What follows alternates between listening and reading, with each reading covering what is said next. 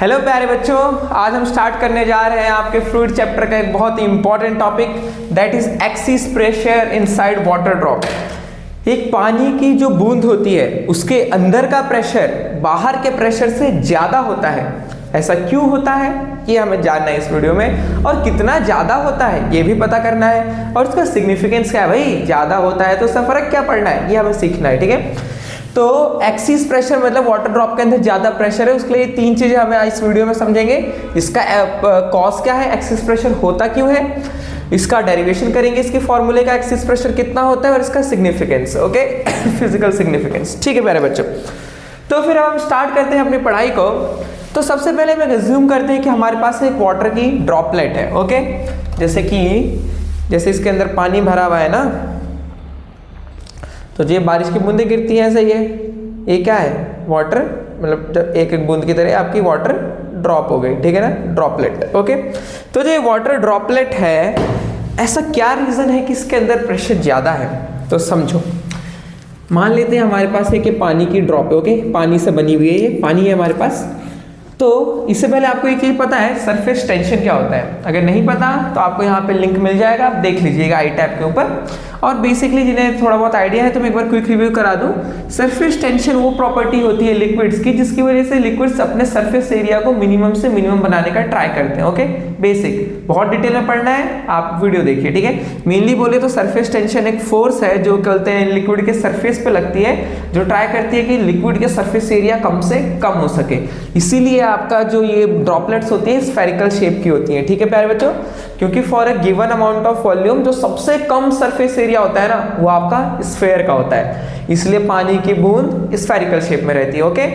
तो जो टेंशन है वो सरफेस पे एक्ट करती है, ठीक है ना, सरफेस टेंशन कहते हैं उसे। तो हमने इधर ड्रॉ करा, ठीक है ना, ये इधर तो टेंजेंट है, सरफेस के टेंजेंट। तो यहाँ पे एक पॉइंट ले लिया हमने, तो उसके टेंजेंट ये ड्रॉ करा, ये हमारी सरफेस टेंशन है, एस से डिनोट कर रहे हैं। कई बुक्स में सरफेस टेंशन को टी से डिनोट किया होता है, तो no confusion in that, okay. तो देखो प्यारे बच्चों, जो सरफेस टेंशन इधर लगी, इसका अगर हम कंपोनेंट कर दें थीटा बना के, ठीक है, तो देखो इस तरफ तो एस कॉस थीटा हो जाएगा, और इधर थीटा है तो इस तरफ भी एस कॉस थीटा हो जाएगा। तो प्यारे बच्चों, एस कॉस थीटा तो कैंसिल आउट हो गया, क्योंकि एक उधर जा रहा है और एक इधर आ रहा है। बट ये जो अंदर की तरफ लग रहा है ये है 2s साइन थीटा, मतलब अंदर की तरफ फोर्स लग रही है, अंदर की तरफ फोर्स लग रही है। और बाहर का प्रेशर हमने पीओ ले रखा है, ठीक है ना, ये लिक्विड ड्रॉप के बाहर का प्रेशर है। अब बाहर का प्रेशर भी लिक्विड ड्रॉप को अंदर की तरफ दबाएगा, और ये जो सरफेस टेंशन है ड्रॉप की, ये भी उसके ऊपर एक अंदर की तरफ प्रेशर लगा रही है, फोर्स लगा रही है, मतलब बाहर का प्रेशर भी फोर्स लगा रहा है और सरफेस टेंशन भी फोर्स लगा रहा है। तो अगर लिक्विड ड्रॉप के अंदर से एक्स्ट्रा प्रेशर ना हो तो लिक्विड ड्रॉप तो पिचक जाएगी, क्योंकि बाहर से एक्सटर्नल प्रेशर भी अंदर दबा रहा है और सरफेस टेंशन भी दबा रही है, तो लिक्विड ड्रॉप श्रिंक हो जानी चाहिए।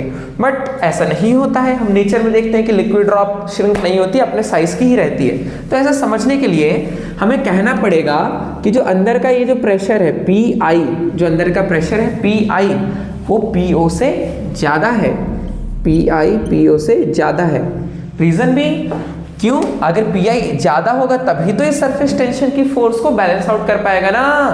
अगर सरफेस टेंशन की जो फोर्स अंदर की तरफ लग रही है उसको अगर PI बैलेंस ना कर पाए तो ये जो बबल है ये पिचक जाएगा, ओके। दैट्स वाई, इसका मतलब है कि अंदर का प्रेशर ज्यादा है बाहर के प्रेशर से, ताकि वो काउंटरएक्ट कर सके extra pressure because of surface tension. तो सरफेस टेंशन फोर्स लगा रहे थे, इसकी वजह से प्रेशर भी तो होगा ना, फोर्स इनटू एरिया। तो इंटरनल प्रेशर ज्यादा है ताकि वो बाहर के प्रेशर को भी हैंडल आउट कर सके, और ये जो एक्स्ट्रा प्रेशर लग रहा है सरफेस टेंशन की वजह से उसको भी हैंडल कर सके, ओके। तो यहाँ पे तो हमें इसका आंसर मिल गया, कॉज ऑफ एक्सिस प्रेशर। तो इसका आंसर है आपके पास सरफेस टेंशन। अगर आपसे कोई पूछे कि एक्सिस प्रेशर क्यों होता है लिक्विड के अंदर, तो आपका रीजन होना चाहिए सरफेस टेंशन। क्योंकि देखो, जस्ट इमेजिन कि सरफेस टेंशन नहीं है। अगर यहाँ पे सरफेस टेंशन नहीं है प्यारे बच्चों, हमने सरफेस टेंशन नहीं लिया, हमने नेचर की लॉज बदल दी कि लिक्विड के अंदर सरफेस टेंशन नहीं है, चलो, तो यहाँ पे हमने सरफेस टेंशन नहीं लिया, उस केस में जो PI है वो बराबर हो जाएगा PO के। क्यों? क्योंकि जो बाहर का प्रेशर है उतना ही प्रेशर अगर ड्रॉप के अंदर है तो भी ड्रॉप पिचकेगी नहीं, अपनी शेप को बनाए रखेगी। जितना अंदर प्रेशर लग रहा है उतना ही प्रेशर बाहर की तरफ। तो उस केस में पी आई बराबर पीओ हो जाएगा अगर सरफेस टेंशन ना हो। बट रियलिटी में सरफेस टेंशन होता है, तो सरफेस टेंशन की वजह से जो एक्स्ट्रा प्रेशर होता है उसको बैलेंस आउट करने के लिए हमारे फ्लूइड को एक एक्स्ट्रा प्रेशर लगाना पड़ता है, जिसे ही हम कहते हैं एक्सिस प्रेशर। और वो एक्सिस प्रेशर होता क्या है, पी आई माइनस पीओ, मतलब inside pressure minus outside pressure is equal to excess pressure. Excess pressure clear है ना? कोई डाउट हो तो पूछ लेना, कमेंट सेक्शन में पूछ लो, आप हमारे इंस्टीट्यूट में आके पूछ लो, संडे को आके पूछ लो, any time. Okay, P I is equal to R, ठीक है ना? P I minus P is equal to excess pressure. ठीक है प्यारे बच्चों, आप लोग समझ गए होंगे। और जैसे देखो, वैसे तो मुझे पता है सबको समझ आ गया होगा, बट अगर नहीं आया किसी को, क्योंकि जिसने सरफेस टेंशन के बारे में डिटेल में नहीं पढ़ा है, तो मैं उनके लिए सिंपल से ही कहना चाहूँगा प्यारे बच्चों, जो सरफेस टेंशन है वो लिक्विड पे अंदर की तरफ फोर्स लगाती है। किस तरफ? अंदर की तरफ। तो जो बाहर का प्रेशर है वो भी अंदर की तरफ फोर्स ही लगा रहा है, बाहर वाला एक्सटर्नल, और जो ये फोर्स सरफेस टेंशन की वजह से ये भी अंदर ही लग रही है। तो इसको बैलेंस करने के लिए हमें एक फोर्स बाहर की तरफ लगानी पड़ेगी, और ये बाहर की तरफ वाली फोर्स सरफेस टेंशन और एक्सटर्नल फोर्स के बराबर होनी चाहिए, तभी तो बैलेंस आउट हो पाएगा ना। क्योंकि देखिए, अगर हम इसे सरफेस टेंशन वाली फोर्स को रेड से डिनोट कर देते हैं, फोर्स को, ताकि आप चीज़ों को समझो। सरफेस टेंशन वाली फोर्स ये है, एक्सटर्नल फोर्स वो है, तो फिर हम ब्लैक कलर का यूज़ कर लेते हैं टू डिनोट इंटरनल फोर्स।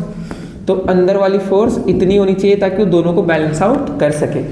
जो अंदर से फोर्स बाहर की तरफ लग रही है वो एक्सटर्नल फोर्स, और सरफेस टेंशन की वजह से जो फोर्स है उन दोनों को बैलेंस करनी है। ओके, इसलिए अंदर वाली फोर्स को बाहर वाली फोर्स से ज़्यादा होना पड़ेगा। क्लियर? तो चलो अब इसका एक्सप्रेशन देखते हैं। जो हमारा नेक्स्ट पार्ट है डेरिवेशन ऑफ फॉर्मूला, मतलब एक्सिस प्रेशर का फॉर्मूला क्या है। ओके प्यारे बच्चों, moving on moving on moving on. समझ गए कॉज ऑफ एक्सिस प्रेशर आप अच्छे से? अब हम यहाँ पे फिर से हम अपने लिए एक ड्रॉपलेट बनाएंगे। We will make a liquid drop for us. Basics तो समझ गए ना, उसी तरह सब समझ जाओगे। ठीक है, ये हमारे पास एक लिक्विड ड्रॉप है, इसके बाहर का प्रेशर है पीओ, अंदर का प्रेशर है पीआई, और इसका जो रेडियस है, इसका जो रेडियस है वाटर ड्रॉप का, इसको हमने ले लिया स्मॉल आर रेडियस। ओके, और इसके अंदर पानी भरा हुआ है, क्योंकि वाटर ड्रॉप है ना भाई, तो अंदर पानी है। ओके, और हमें निकालना है एक्सिस प्रेशर, मतलब कि P I minus P O कितना है, इनसाइड माइनस आउटसाइड, ये हमें फाइंड आउट करना है। ठीक है, यही हमारा टारगेट है कि हमें derivation of formula for axis pressure. Okay प्यारे बच्चों, तो ये फाइंड आउट करने के लिए देखिए अब हमें क्या करना है, what we have to do. सबसे पहले हम कहेंगे कि जो अंदर का प्रेशर है वो ज़्यादा है कंपेयर टू बाहर का प्रेशर। ठीक है, ठीक है, पी आई इज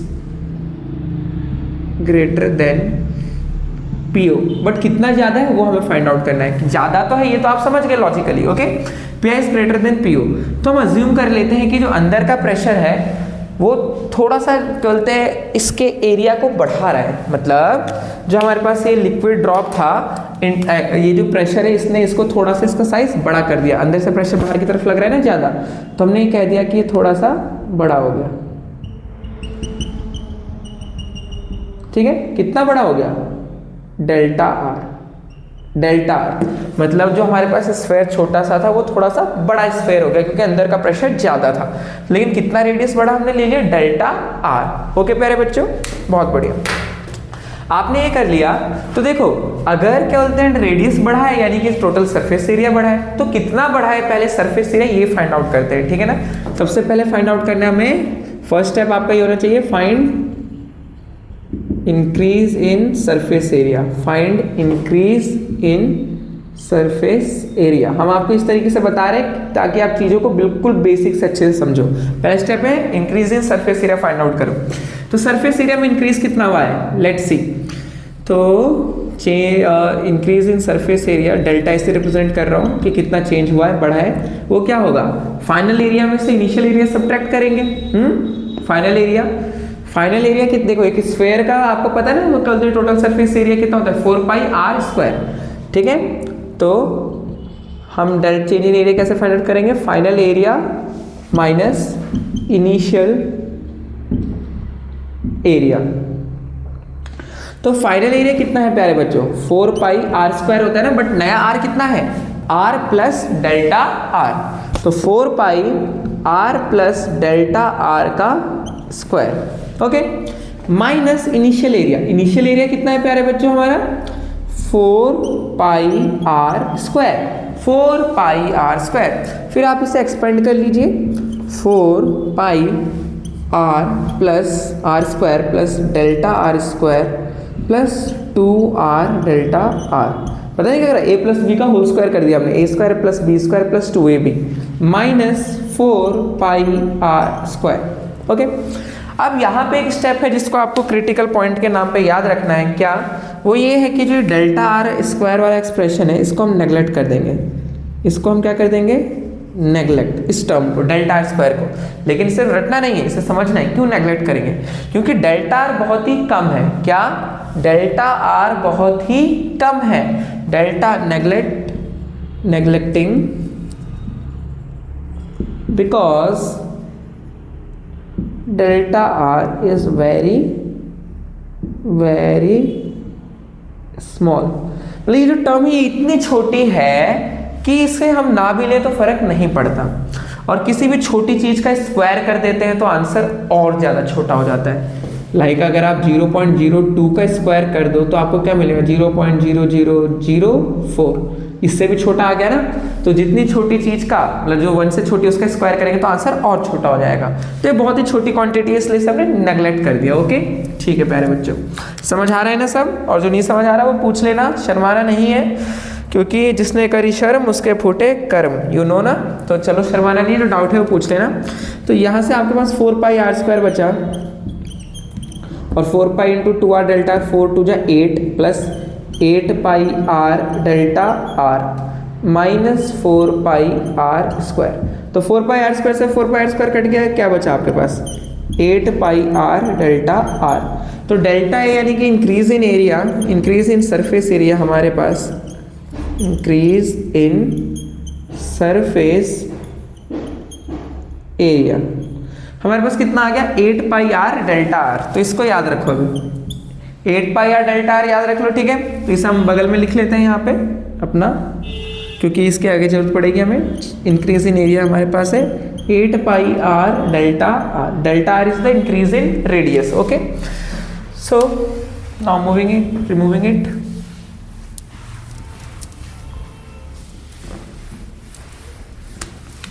ठीक है प्यारे बच्चों।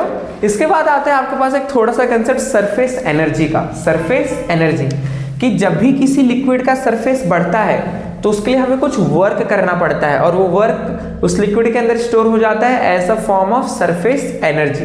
तो ये आपको सरफेस टेंशन वाली वीडियो में मिल जाएगी डिटेल में, आप देख लीजिएगा यहाँ पे, ठीक है। सॉरी। तो अब हम स्टार्ट करते हैं और चलते हैं आगे, ओके। सो हमें पता है work done in increasing area, work done in increasing area is equal to, हम किसी लिक्विड ड्रॉप का सरफेस एरिया बढ़ाते हैं तो वो वर्क करना पड़ता है, और वो वर्क कितना करना पड़ता है वो देखिए, वो होता है आपका surface tension into what, increase in area, या फिर चेंज इन एरिया भी लिख सकते हैं, बट यहाँ तो इंक्रीज हो रहा है, इंक्रीज इन एरिया। तो यहाँ से हमारे पास जो वर्क डन आएगा वो कितना आ गया प्यारे बच्चों, सरफेस टेंशन हमने S ले रखा है, ठीक है ना, into increase in area. Increase in area कितना है हमारे पास, 8 pi R delta R, okay. तो यहाँ से हमारे पास ये वाला वर्क डन आ गया कि सरफेस एरिया इंक्रीज हुआ है तो कितना वर्क हुआ होगा सरफेस के ऊपर, लिक्विड के ऊपर, ठीक है ना, तो वो हमारे पास आ गया। तो एक ये लिख लेते हैं, और हमारे पास एक वर्क डन ये आ गया हमारे पास, S 8 pi R delta are, ऐसे सरफेस टेंशन याद रखने का। तो S 8 pi R delta R ये आ गया हमारे पास, ओके, समझ गए। अब देखिए प्यारे बच्चों, अब हमें यही वर्क डन एक दूसरे कंसेप्ट से निकालना है, ठीक है ना। ये वर्क डन कर कौन रहा है, किसकी वजह से हो रहा है, फोर्स होनी चाहिए ना, अगर कोई फोर्स है तभी तो वर्क डन होगा, work done force into displacement. तो यहाँ पे वो फोर्स कौन प्रोवाइड कर रहा है, यहाँ पे वो फोर्स एक्सिस प्रेशर प्रोवाइड कर रहा है, क्या, एक्सिस प्रेशर, क्योंकि अगर प्रेशर है तो फोर्स तो होगा ही, यू ऑलरेडी नो प्यारे बच्चों, बचपन में पढ़ा है आपने, pressure is equal to force upon area. तो मुझे फोर्स निकालना है तो हमें क्या करना पड़ेगा, प्रेशर इंटू एरिया कर देंगे, फोर्स आ जाएगा। तो अंदर का प्रेशर ज्यादा है, वही एक्सिस प्रेशर ने इसके एरिया को बढ़ाया है। तो जिसने वर्क करा है एरिया बढ़ाने के लिए वो हमारा एक्सिस प्रेशर है। ठीक है, तो यहां लिखिए जरा पहले,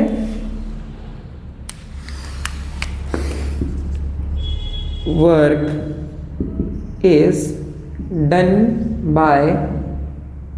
is done by Axis pressure, work is done by Axis pressure in increasing the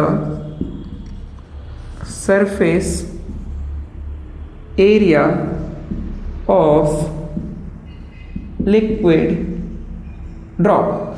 Work is done by axis pressure in increasing the surface area of liquid drop. ठीक है प्यारे बच्चों, तो पहले हम निकाल लेते हैं force due to excess pressure. Force due to excess pressure, जो जी आपको यहां बताइए फोर्स का फॉर्मूला क्या है, प्रेशर इनटू एरिया। तो एक्सिस प्रेशर है कितना, P I minus P O, अभी बताया था ना। पी आई तो इनसाइड प्रेशर है और पी ओ आउटसाइड प्रेशर है, बट एक्सिस प्रेशर क्या है, P I minus P O, जो हमें फाइंड करना है। तो ये एक्सिस प्रेशर है और क्या बोलते हैं, ये तो फोर्स आ गया। अब जो वर्क डन होता है प्यारे बच्चों, क्या होता है आपका work done, work done is equal to force into area. तो फोर्स, अरे एक सेकेंड, एरिया तो लिखिए, छूट गया ना पे आप। हाँ ये देखिए, force due to excess pressure, ये तो प्रेशर है, इसको हमें मल्टीप्लाई भी तो करना है। तो फोर्स क्या होता है, प्रेशर इनटू एरिया। तो हम जो एरिया लेंगे वो इनिशियल एरिया लेंगे 4 पाई आर स्क्वायर, क्योंकि पहले उतना ही था। ठीक है ना, तो force due to excess pressure P I minus P O into 4 pi R square. तो वर्क डन कितना होता है, फोर्स इनटू डिस्प्लेसमेंट। ठीक है, तो फोर्स कितना है, इतना जो भी हमने निकाला एक्सिस प्रेशर की वजह से फोर्स कितना है, ये P I minus P O 4 pi R square. समझ गया ना कैसा आया, फोर्स हमने प्रेशर इनटू एरिया कर लिया, फिर हमने वर्क डन क्या होता है, फोर्स इनटू डिस्प्लेसमेंट। तो ये तो पूरी की पूरी चीज फोर्स हो गई। ठीक है ना, जो हमने यहाँ से निकाला, ओके, इनटू डिस्प्लेसमेंट। डिस्प्लेसमेंट कितना हुआ है, डेल्टा आर, मतलब जो चेंज हुआ है वो है डेल्टा आर का। तो हमने क्या ले लिया, वर्क डन ले लिया, फोर्स इनटू डिस्प्लेसमेंट, जो आपका डिस्टेंस लिखते हो। तो फोर्स है P I minus P O 4 pi R square और डिस्प्लेसमेंट है डेल्टा आर। समझ गए ना, कोई दिक्कत नहीं है ना। फोर्स आया, pressure into area, inside excess pressure इतना था, into 4 pi R square area into delta. Delta R क्या है, चेंज या फिर डिस्प्लेसमेंट यहाँ पे। ठीक है ना, change in radius, displacement, distance. Okay, तो ये आ गया वर्क डन। ठीक है प्यारे बच्चों, तो इसको हमने इक्वेशन 1 कहा था, इसको इक्वेशन 2 कह लेते हैं, इसको इक्वेशन 3 कह लेते हैं। ओके ओके, ठीक है। तो हमने ये निकाल लिया एरिया इंक्रीज करने में कितना वर्क डन हुआ, फिर हमने निकाल लिया कि एक्सिस प्रेशर ने कितना वर्क डन करा।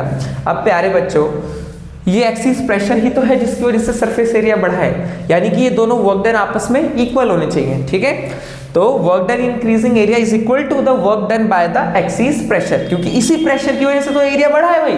तो उतना वर्क डन किसने करा है, एक्सिस प्रेशर ने करा है, जो हमने यहाँ लिखा है, work is done by Axis pressure in increasing the surface area of the liquid drop. Okay प्यारे बच्चों, तो चलते हैं थोड़ा सा आगे और आपको बताते हैं, हम इन दोनों को इक्वेट करेंगे। ओके, तो यहाँ पे हम लिख लेते हैं छोटा छोटा आप लोगों के लिए कि एक तो वर्क डन ये था और फिर एक वर्क डन जो हमने यहाँ से निकाला वो आपके पास क्या आ रहा है, थोड़ा सा इधर कर लेते हैं। ये जो वर्क डन आ रहा है आपके पास, ये आ रहा है आपके पास P I minus P O 4 pi R square delta R. Okay, अब हमें क्या करना है, इन दोनों वर्क को इक्वेट करना है। Okay, 1 this is equation 2 and so this is your equation number 3। Okay, तो चलिए रिमूव करते हैं इसे। ठीक है मेरे बच्चों, तो आपने ये तीनों चीजें निकाल ली है, तो आपका 90% of work is done. Final 10% करते हैं। अब हम करेंगे कंपेयरिंग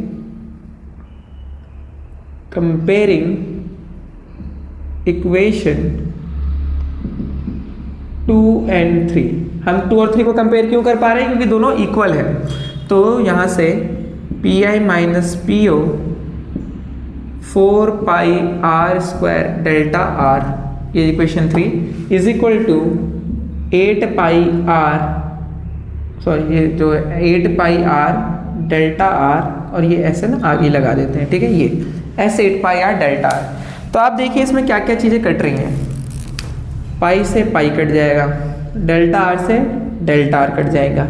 अब देखो यहाँ पे क्या बचेगा, P I minus P O सिर्फ बचा आर स्क्वायर, और यहाँ पे क्या बचा, क्या बचा प्यारे बच्चों, अभी 4 भी नहीं काटा ना, ये 4 से कटेगा 2 जा, तो क्या बचा देखो 2SR, ठीक है 2SR।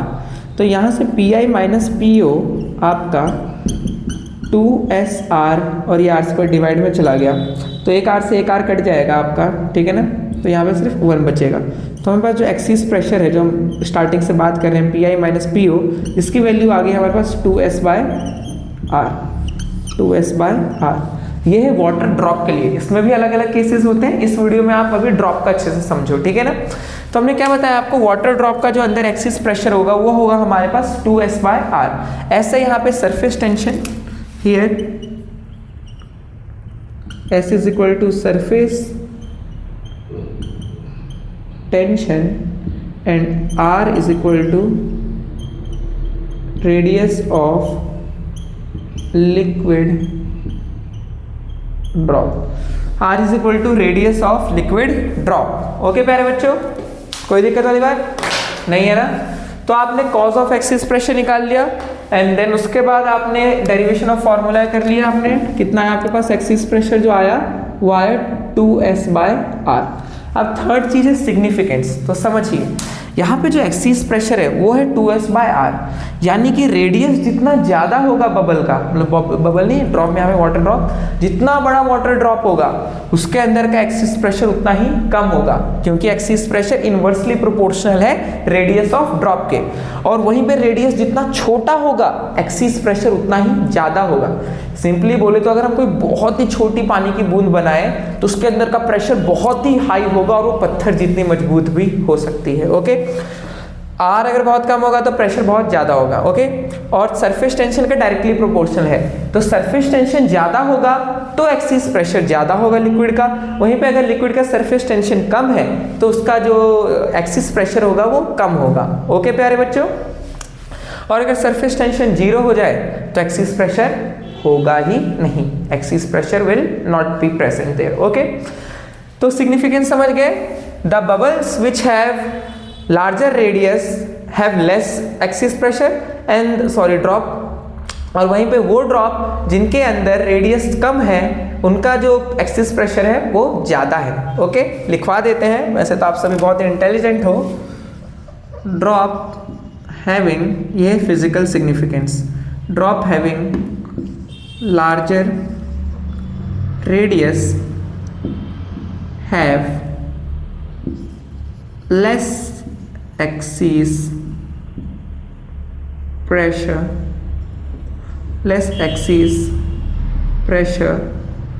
compared to